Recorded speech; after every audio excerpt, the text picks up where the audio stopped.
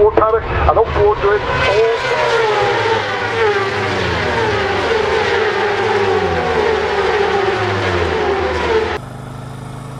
Hello everybody, it's Suffolk Andy here on a very, very grey Sunday afternoon in Suffolk. It was lovely in blue skies this morning. I thought, lovely. Bit of work this morning, get out on the bike for an hour. Took longer than I thought, so a bit late in the day. I probably got about an hour of light. So I thought, why not? Get the old Virago out, it's not that wet. So you won't get that dirty. So won't be many more chances to get this old Virago out, I don't think, you know, when they start gritting the roads and everything else. I think this one will stay in the garage. Too much bloody chrome and stuff. I don't think I can put up with all that cleaning. Anyway, so I thought I'd give her a little run this afternoon for an hour.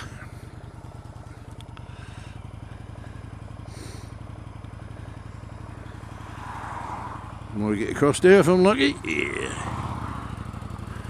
Get the old girl going. Hey, put the feet up. Yeah, I thought, well, I ain't got a subject to talk about at all today, really. I just thought, going for a ride, put the old drift on and talk about anything that comes to my bloody mind, really. But there's a couple of things I enjoyed this weekend, actually. One was the meet-up on Friday night. Now, I've been watching all you boys talk about these hangouts and this outs and put that in here and put that out there, you know. And I ain't got a bloody clue what you're all talking about. I know you all meet up online and talk away. But anyway, Friday night I'm in my pub or in my local club, enjoying a few of those old beers, you know. And my phone vibrates and I look and it says you're invited to a hangout. And I look, the friggin' hell is this? So, pressed a button on my phone, pressed another button, and the next thing I know, there's four of my fellow bloggers there. And one of them says, hello Andy, how are you mate? And I'm like, friggin' hell, I'm in a hangout. I had no idea how to work this bloody thing. In fact, I was going to do a video and ask you boys to tell me what the friggin' hell I have to do. So anyway, there I am on my phone. Tall guy, small bike was on there. Navy Thomas from America, I remember him being on there. I think he had his can of beer as well. I had me pint in my hand and he had his pint, and there's another chap on there had his pint. And believe it or not, we had Jamie Oliver on there, the chef. Oh yeah, you know I don't tell you boys lies at all. You know, none of my stories are made up. But yeah, Jamie Oliver was on there. That's fantastic. He actually told us how to cook an omelette and smash up some spuds. Absolutely bloody fantastic. So you reckon if I go on there next week, he's going to tell me how to cook a Christmas dinner? I can't wait. No, but seriously, I really enjoyed it. I was only on there for about 5 minutes because I was in a pub full of people and whatever. And I did show the lads on there the pub and the old pint I had in my hand. But that was 5 minutes of bloody good fun. I really enjoyed that. And if I hadn't have been in the pub, I'd have stayed on a hell of a lot longer, you know. Found it really, really good. I really enjoyed it. Cheers, mates. That was really good. The other thing is, as you know, I've always say to you boys, I never tell you lies, do I? And the haggis story about the wild haggis has brought in quite a few comments, really. Apparently, Skeggy Cruiser, his mates, rabbits, got raped by a wild haggis, and they had haglets. Or hag rabbits or whatever he said they were, yeah. And they were furry with long curly teeth. And apparently down in Devon and Cornwall, they got their own animal like a haggis. And apparently that's just as bad. And one of the guys from America said that most of the people in Idaho were like haggises. So yeah, got some good response from that. Really enjoyed that. So I'm glad that I brought that information to you so you are well aware of the haggis and you won't come adrift with it, you know. But be careful when you go to Devon and Cornwall because they got an animal down there. It did say what it was, I can't remember now. I don't think that was the beast of Bodmin or something like that. Anyway, be careful down there as well, boys, because you don't want to be squeak piggy squeak, do you? Anyway, I thought, well, that's pretty good. And then I see a sad thing this afternoon. There weren't many people seeing it yet. I think it just went on there. There's a young blogger in America, got an R6, and some fucking bastard pinched it last night outside his house or where he stays. So when he got up this morning to get on his bike, no bike. They nicked his bike, poor little bugger. And I'll tell you what, I felt so sorry for him. You know, I watched it. You know, that's your worst nightmare, when you walk out and somebody nick your friggin' bike. And like he says over there, you know, it could be days or weeks before the insurance is sorted if the police don't find it. You know, and if they do find it and that's all fucked up, you know, it's going to be bad for him. So I feel really sorry for the lad, you know, but hopefully that will get sorted out to his benefit. So that was the other thing I watched on there. I think I'll go this way because it's getting so dark and whatever, and I know I ain't going to be out long, so I'm going to go this way. The other thing I thought I'd sort of talk about, do you know, I ain't quite used to this cruiser thing at the moment. You know, if I'd have been on my zids, I'd have gone around there like fucking shit off a shovel, but this one I have to be careful. Anyway, I thought to myself, well, what can I talk about today? And I thought, well, I could talk about those most memorable moments on your bike. And you're saying, what the hell's that? I have loads. No, but every single biker must have one memory in your mind that is the best thing that you always go back to. When you think of your bike, you might think, oh, I took that perfect corner, I done this. There's something in your psyche, in your mind, that tells you that was the best thing that ever happened to you on a bike.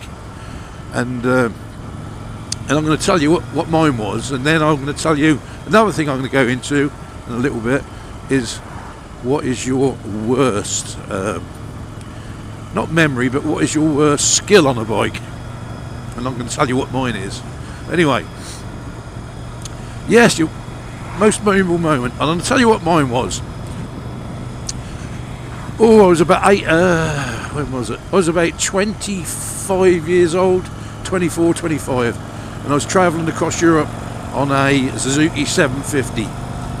Nice bike, had a young lady on the back at the time, and I was travelling from Ipswich to Greece, and I was coming down the Yugoslavia roads, and in them days they weren't very good, but the mountain road went all the way down round Skopje and all the way down to Greece, and it went round Albania. You couldn't get into Albania.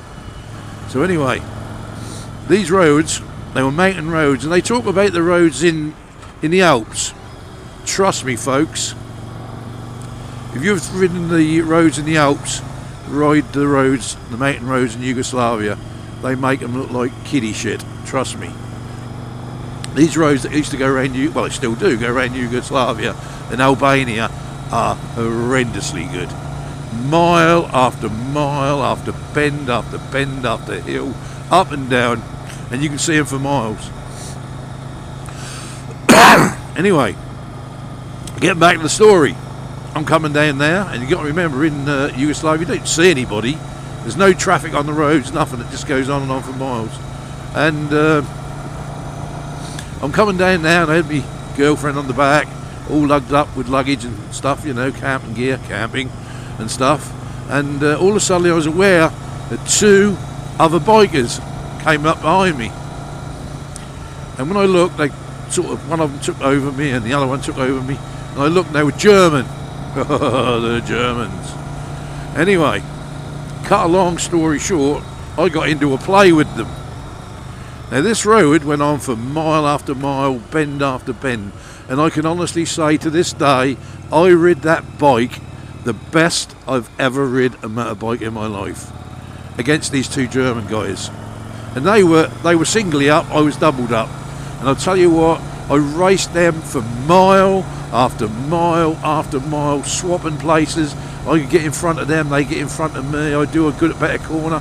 And this race, and it was a race in the end, against two Germans and a British guy, 25 years old, top of my tree, I'll tell you. I actually raced them boys for maybe 60 miles, I reckon, or 70 miles. It was horrendous. Anyway, in the end, I think I had the best of it.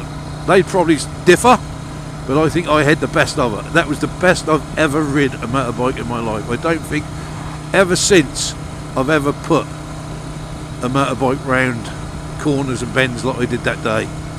And the only way it stopped was I went under reserve, and I had to pull back and let them go, and I had to drift on a bike that was spluttering because it was nearly out of fuel time I got to the next town.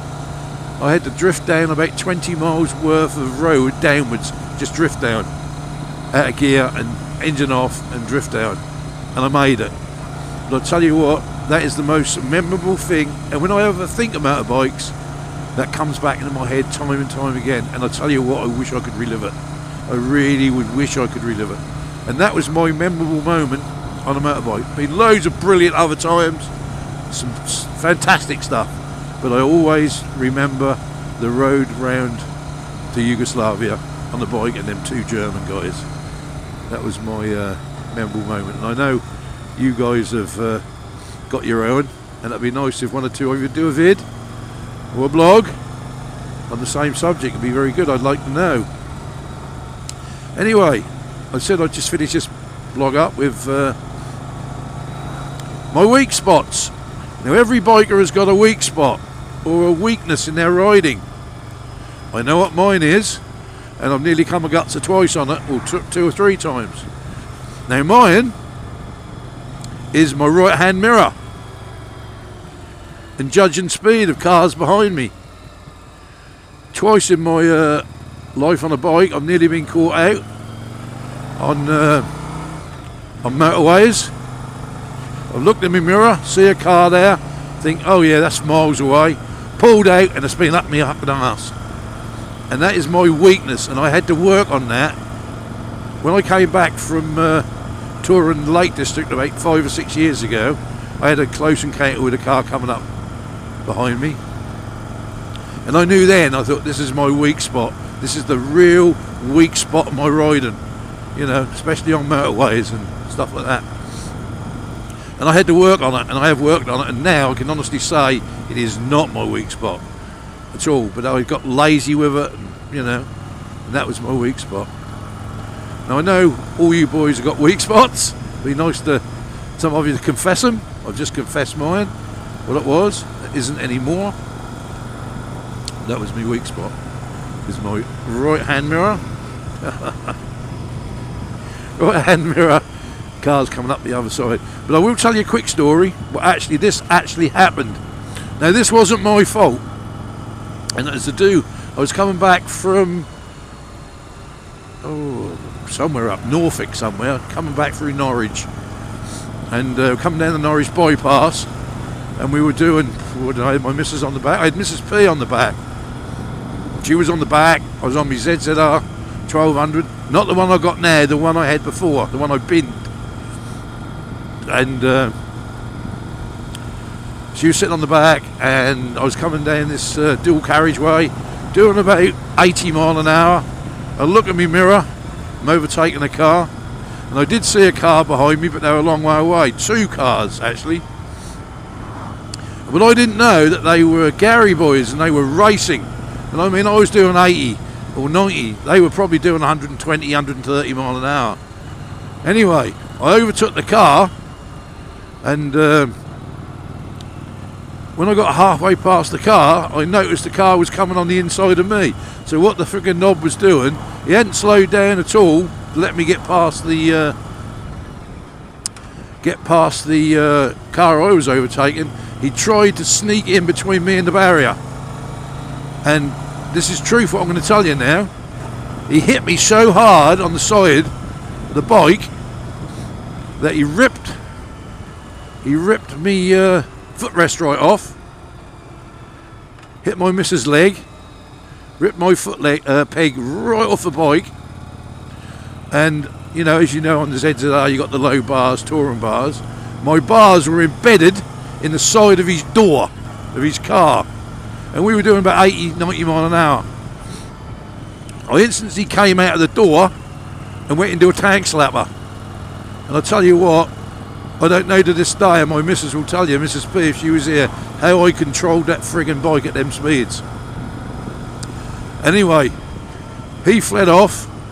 I was left with a fucked up bike, 40 odd miles away from home. I had no bloody footrest on the bike, and really pissed me off. And that actually made me think of safety on the bike, you know, because it weren't just me.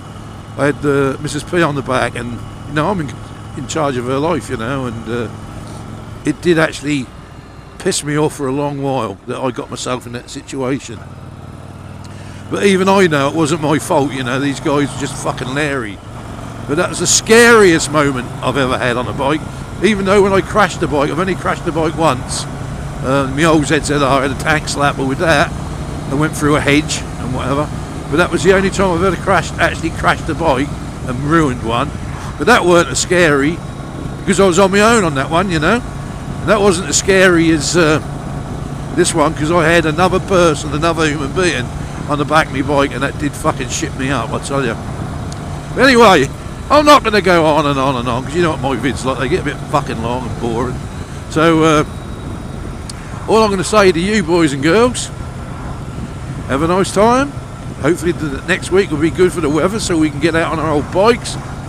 I'm very busy at the moment. Christmas is coming up, and I've got so much to do with the social club that I help run and everything else. Christmas is our busy time. But I'm going to try and get out on the bike as much as I can, weather permitting. And anyway, all safe riding, boys and girls.